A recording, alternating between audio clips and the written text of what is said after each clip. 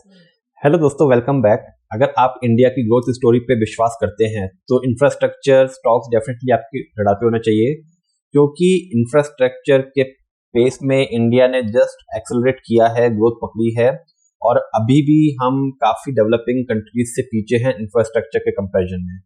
तो डेफिनेटली आने वाले कुछ सालों में इंफ्रास्ट्रक्चर फोकस में रहेगा गवर्नमेंट का। और अगर इंफ्रास्ट्रक्चर स्टॉक्स की बात करें तो एक स्टॉक आप अपने रडार से बिल्कुल नहीं हटा सकते हैं, क्योंकि ये पीएसयू इंफ्रास्ट्रक्चर स्टॉक अपने 14 साल के ब्रेकआउट पे है। फंडामेंटल्स बहुत अच्छे हैं और सबसे अच्छी बात, ये इंफ्रास्ट्रक्चर का स्टॉक होने के बावजूद ये हर वर्टिकल, हर सेक्टर के लिए काम करता है, चाहे वो ऑयल एंड गैस हो जाए, चाहे वो पावर सेक्टर हो, चाहे हाइड्रो पावर प्रोजेक्ट्स हो या फिर गैस पाइपलाइंस हो। तो हर सेगमेंट में वो अपना कंट्रीब्यूशन करता है। और सबसे बड़ी बात कि वो both consultancy as well as turnkey projects करते हैं, तो इसलिए वो सारे सेक्टर्स को कवर करते हैं इंफ्रास्ट्रक्चर के। और पीएसयू होने के वजह से major holding government of India की उस पर है। आइए बात करते हैं स्टॉक की और क्यों ये इतना ल्यूक्रेटिव लग रहा है अब। तो स्टॉक का नाम है इंजीनियर्स इंडिया। तो इंजीनियर्स इंडिया एक पीएसयू इंफ्रास्ट्रक्चर कंपनी है जो बेसिकली कंसल्टेंसी और टर्नकी प्रोजेक्ट्स के काम करती है। तो वो बड़े गवर्नमेंट प्रोजेक्ट्स में कंसल्टेंसी भी करते हैं, प्लस वो टर्नकी प्रोजेक्ट्स भी करते हैं। तो उनके कुछ मेजर क्लाइंट्स हैं जैसे ओएनजीसी, एचपीसीएल, आईओसीएल, गेल, एनएमडीसी, पीएसयू सेक्टर्स में कंपनीज हैं। उन सबको ये कंसल्टेंसीज और engineering consultancies plus turnkey projects execute करते हैं। तो इसलिए इसकी ग्रोथ स्टोरी बहुत प्रोस्पेक्टिव लग रही है। प्लस हम टेक्निकल से बात करेंगे जिसमें हम देखेंगे कि कैसे 14 साल का ब्रेकआउट दिखा रहा है, प्लस कुछ इसका फंडामेंटल्स की बात कर लेते हैं। तो फंडामेंटली 29.2 के पी पे स्टॉक अवेलेबल है, जो बहुत ही बेहतरीन है।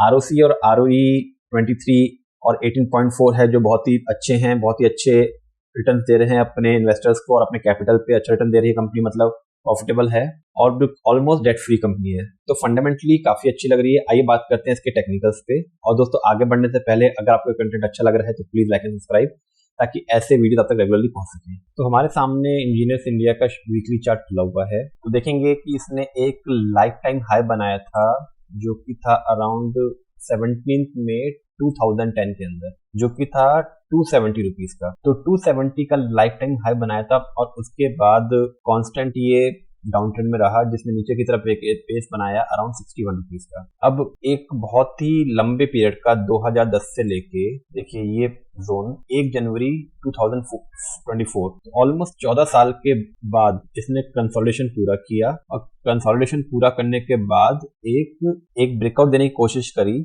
और उसके बाद फिर से एक कंसोलिडेशन दिया। लेकिन देखिए बीच में इसने एक जनवरी 18 में एक पीक बनाया था जो कि था 201 रुपीज का। तो देखिए जो कंसोलिडेशन अब आया है 1 जनवरी के बाद, ये उसी लेवल से आया और वहीं से स्टॉक ने अपने आप को रिबाउंड किया। तो अभी आप देखेंगे तो एक बहुत ही शानदार कप एंड हैंडल पैटर्न नजर आ रहा होगा आपको। तो 14 साल का ब्रेकआउट और कप एंड हैंडल। अब लास्ट वीक में क्या हो रहा है, देखिए लास्ट वीक के अंदर इसने जो अपना लाइफ टाइम हाई था 270 रुपीज, उसके आसपास जाके उसको ब्रेक किया और करंटली 270 प्राइस पे ट्रेड कर रहा है। तो इसने लास्ट वीक के अंदर अपना 14 ईयर का ब्रेकआउट जो हाई था उसको ब्रेकआउट दिया है और अब वहां पे एक सस्टेन करने की कोशिश कर रहा है। और सबसे इंपॉर्टेंट बात कि इसने एक कंसोलिडेशन दे दिया है जिसमें लोअर बेस बना है 201 रुपए का। तो अब बहुत ही अच्छा कप एंड हैंडल पैटर्न बन रहा है। तो इसमें इमीडिएट टारगेट जो अब नजर आ रहे हैं, जो पहला टारगेट नजर आ रहा है वो नजर आ रहा है अराउंड 334 रुपीज का। तो करंट प्राइस से अगर देखेंगे तो ऑलमोस्ट 33% ऊपर। तो स्टॉक जैसे ही एक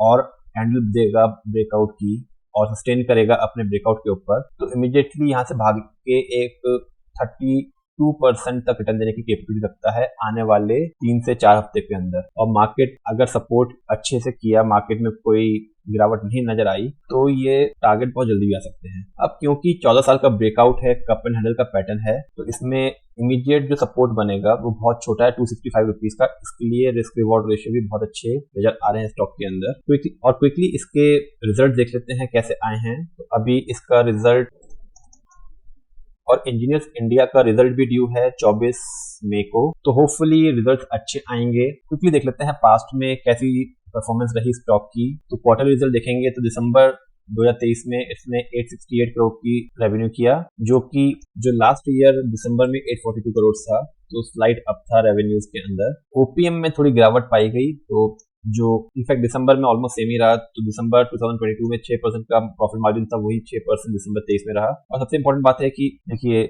जो मार्च का क्वार्टर होता है उसमें हमेशा ऑपरेटिंग प्रॉफिट मार्जिन अच्छा देखा गया। तो मार्च 2023 में अगर देखेंगे तो 19% का ऑपरेटिंग मार्जिन था, और मार्च 2022 में 13% का था, और मार्च 21 में 15% का। तो ईयरली रिजल्ट्स के अंदर Q4 के अंदर यूजुअली देखा गया है कि ओपीएम काफी प्रॉफिटेबल रहते हैं। तो होपफुली अगर प्रॉफिट मार्जिन्स अच्छे रहते हैं Q4 के भी, तो होपफुली एक अच्छा रिजल्ट देखने को मिलेगा।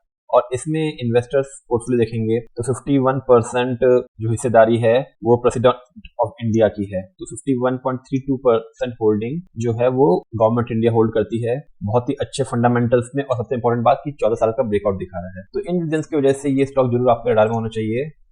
जैसे ही ये ब्रेकआउट कंफर्मेशन होगा तो बहुत ही अच्छा रिटर्न देने का पोटेंशियल रखता है ये स्टॉक। दोस्तों, अगर आपको वीडियो अच्छा लगा तो प्लीज लाइक एंड सब्सक्राइब, ताकि ऐसे वीडियो आप तक रेगुलरली पहुंच सकें। Thank you.